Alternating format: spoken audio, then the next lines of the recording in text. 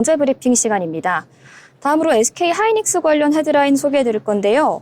다올투자증권은 8일 SK 하이닉스에 대해 6세대 고대역폭 메모리에서도 초기 공급 주도권을 확보할 것이다 이렇게 전망했습니다.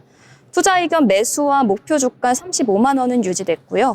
연구원은 엔비디아 루빈 제품 출시 및 양산 시점에 지연이 없다는 점이 확인되었고, 이에 따라 HBM 공급 과잉의 우려는 축소될 수 있다 이런 전망을 내놓았습니다. 더불어 내년 HBM 공급 물량 및 가격 협상은 9월에서 10월 중으로 확정될 것으로 예상이 되는데요.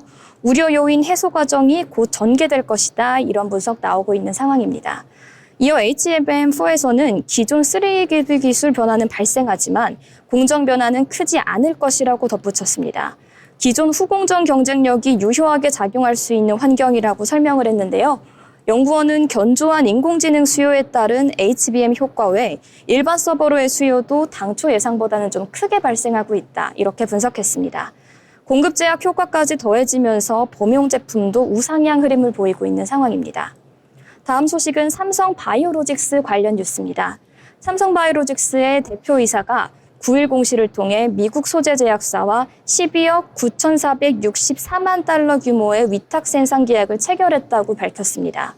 이번 계약은 창립 이래 두 번째 규모로 지난 1월 유럽 제약사와 맺은 약 2조 원 규모의 계약에 비해 초대형 수주 계약이었는데요. 계약 기간은 2029년 12월 31일까지입니다. 고객사와 제품명은 비밀 유지 조항에 따라 공개되지 않았습니다. 특히 삼성바이오로직스는 이로써 올해 누적 수주 금액 5조 2,435억 원을 기록했는데요. 8개월 만에 전년도 수주 금액을 넘어서는 기록을 기록했습니다. 창립 이래 누적 수주 총액도 200억 달러를 넘어섰습니다. 특히 삼성바이오로직스는 글로벌 경기 둔화, 관세 영화 등 바이오 업계 전반의 경영 불확실성이 날이면 날로 갈수록 커지는 상황이라고 분석했는데요. 이런 상황에서도 연이은 대형 계약을 따낸 상황입니다. 이를 통해 회사의 경쟁력과 이에 대한 시장의 신뢰를 다시 한번 증명해냈다. 이런 긍정적인 뉴스로 풀이할 수 있을 것 같습니다. 다음 뉴스는 하반기 코스피 분석 관련 기사입니다.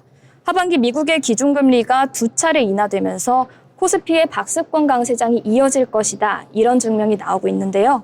코스피의 상승 모멘텀은 약화됐지만 유동성 확장 국면을 감안하면 강세장 흐름 자체에는 큰 변화가 없을 것으로 분석되고 있습니다.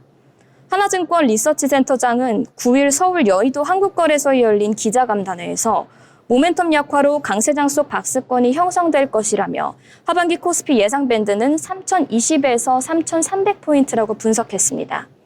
미국의 고용시장 부진을 감안하면 연방준비제도의 기준금리 인하로 유동성 확장세 자체가 지속될 것으로 분석됐습니다. 예상 시점은 9월과 11월 각각 25bp 내릴 것으로 봤고요. 유망업종으로는 과거 코스피가 박스권에 머물 때 주가가 높았던 업종의 공통적인 특징이었던 2개 분기 연속 이익 증가와 이익 증가율 턴어라운드 기업이 될 것으로 분석하고 있는 상황입니다. 코스피 내 이익 성장이 지속되는 업종은 조선과 제약 바이오가 꼽혔고요. 이익 턴어라운드 기대 업종은 소프트웨어와 화학, IT 하드웨어, 그리고 에너지가 제시됐습니다. 다음 소식은 금감원 직원들의 집회 관련 기사입니다. 금감원 직원들은 9일 오전 서울 여의도 금감원 1층 로비에서 조직 개편을 철회해야 하는 집회를 벌였습니다. 600명이 넘는 직원들이 검은색 상의를 입고 피켓을 든 상태로 집회를 진행했는데요. 약 50분간 구호를 외치는 방식으로 집회는 이어졌습니다.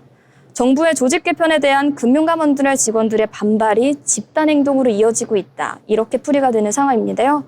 이들은 출근길 집회에서 마주친 이찬진 금감원장을 향해 조직 개편 입장을 밝혀달라고 요구했지만 이 원장은 묵묵부답이었습니다.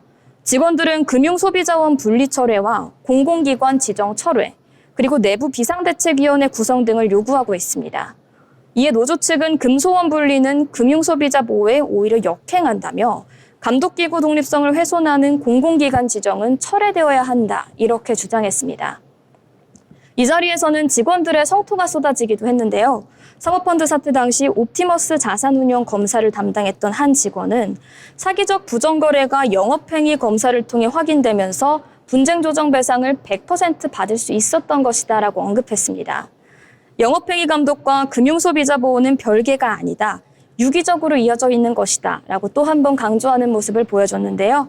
다른 직원은 금감원 내 감독국, 검사국, 금융소비자 보호처까지 모두 금융사 보호를 위해 운영하는 조직이라고 주장했습니다. 지금까지 뉴스브리핑 전해드렸습니다.